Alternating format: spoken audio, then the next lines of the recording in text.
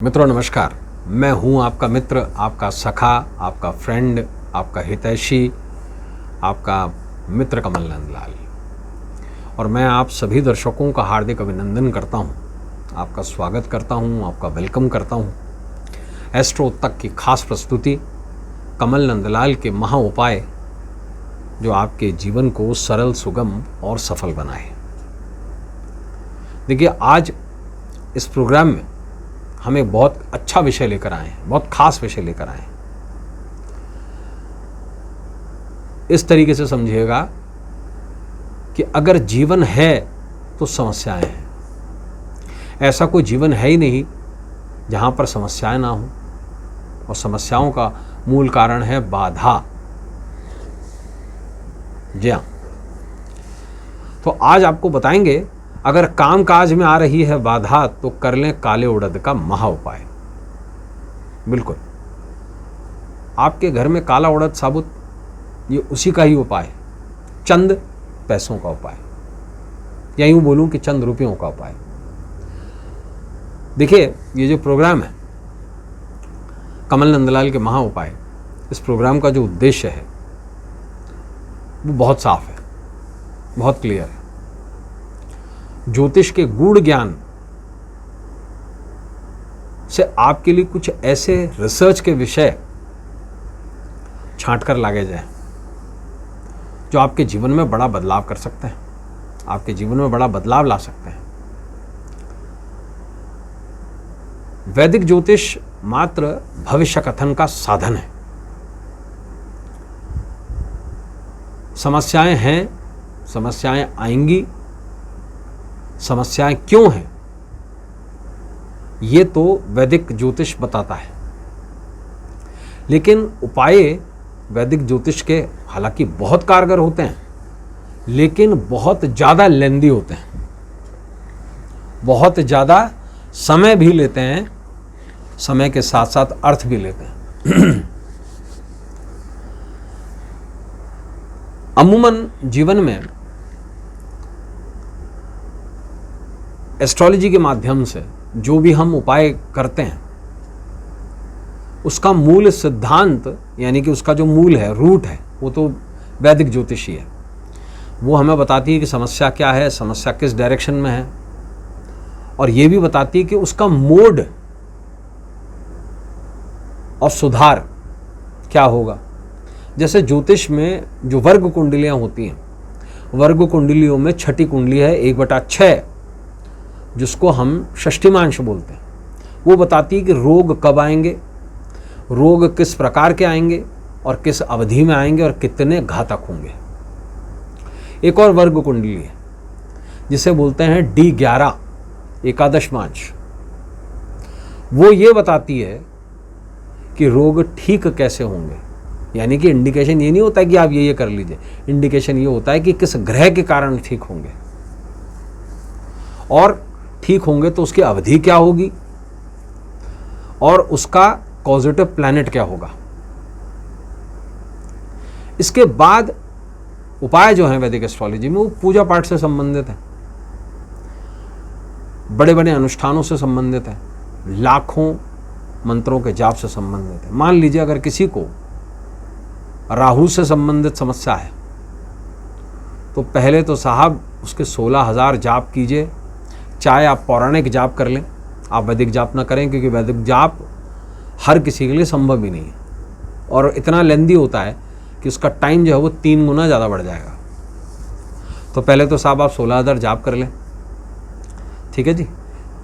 उसके बाद आप इसके दशांश का हवन करें, हवन के दशांश का तर्पण करें, तर्पण के दशांश का मार्जन करें, और मार्जिन भी किस पे करें, हस्तलिखित यंत्र पे। और उसके बाद ब्राह्मणों को भोजन करवा के नीले कपड़े, उड़द वगैरह वगैरह, और इसके अलावा यंत्र की संपूर्ण सिद्धि के लिए पुनः भैरव जी के समक्ष जाएं, और भैरव जी के मंदिर में नीला कपड़ा हो गया इत्यादि, जैसे तंबाकू जैसी चीज़ें होती हैं वो भी चढ़ाई जाती हैं। लेकिन कुछ ऐसे शास्त्र हैं जो बहुत कम समय में बिल्कुल टू द मार्क बैठते हैं। और एक नहीं है, बहुत सारे ऐसे शास्त्र हैं। उनमें से शिव महापुराण भी एक है, रुद्रमल तंत्र शास्त्र भी एक है, लाल किताब भी एक है, रावण संहिता भी एक है। तंत्र से संबंधित कम से कम भी 21 ऐसे शास्त्र हैं जो चलन में है। उसमें से उड्डयन तंत्र भी एक है, काली का तंत्र भी एक है ना, आगम तंत्र भी एक है। बहुत सारे ऐसे शास्त्र हैं जिनके बारे में लोग नहीं जानते, और कुछ एस्ट्रोलॉजर्स जिन्होंने इनके बारे में नहीं सुना है उस पर विश्वास भी नहीं करते। वो बोलते ये कौन सा शास्त्र है, ये कैसे होगा। लेकिन कुछ एक ऐसे सटीक शास्त्र हैं जो बहुत कम समय में बहुत स्पेसिफिक और बहुत झंझट रहित, यानी कि कहूँ कि प्रपंच रहित आपको समाधान दे देते हैं। ऐसे में आज का जो हमारा विशेष विषय है वो धन से ही संबंधित है। सुनिएगा, अगर कामकाज में आ रही है बाधा तो कर लें काले उड़द का महा उपाय।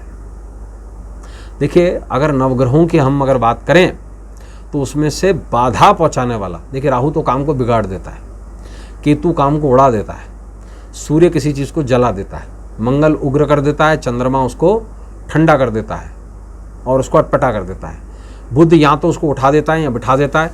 लेकिन शनि एक ऐसा ग्रह है जो तड़पा तड़पा के मारता है। ये सिर्फ व्यंग की बात है। शनि किसी भी काम को स्लो डाउन कर देता है और आदमी को इतना खिन्न कर देता है कि आदमी उस बाधकता से ही बाहर नहीं आ पाता। शनि बुरा कभी नहीं करता है, वो सिर्फ चीज़ों की स्पीड को स्लो डाउन कर देता है।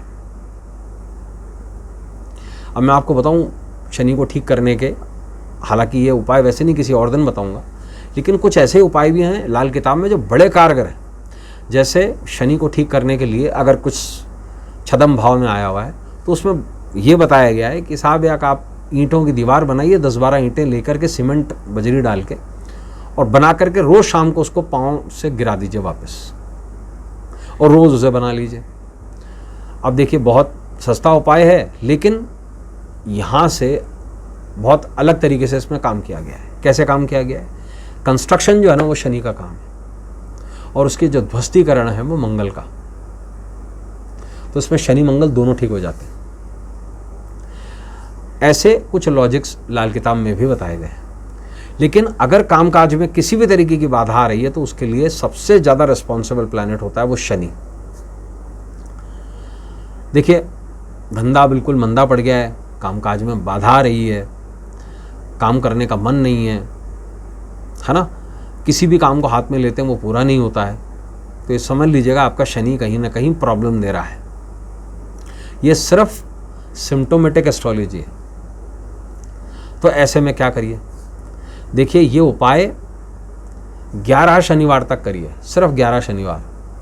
हर शनिवार साबुत काले उड़द ले लीजिए, गिन के 11, और अपने घर के गेट के बाहर खड़े हो जाइए, अपने घर की तरफ मुंह करके, और अपने सर से इसे 11 बार उल्टा वार के उसको बिल्कुल पीठ पीछे फेंक दीजिए और अपने काम पे चले जाइए, या वापस घर के अंदर आ जाइए स्नान करके। और इस उपाय में स्नान की भी आवश्यकता नहीं है, इसे सुबह पहले कर लीजिए या रात को लेट नाइट कर लीजिए जब कोई ना देखे। आश्वस्त कर रहा हूँ, 12वें शनिवार आपके कामकाज में जो भी बाधा आ रही थी वो समाप्त। तो दोस्तों, ऐसे ही विषयों को लेकर कल आपसे फिर मुलाकात होगी। आज के लिए बस इतना ही, इजाजत दीजिए, नमस्कार। अगर आप मुझसे जुड़ करके अपनी समस्याओं का समाधान चाहते हैं और चाहते हैं कि आपकी समस्याओं को ज्योतिष के माध्यम से सुलझाया जाए, तो आप हमसे संपर्क कर सकते हैं, जुड़ सकते हैं एस्ट्रो तक पर।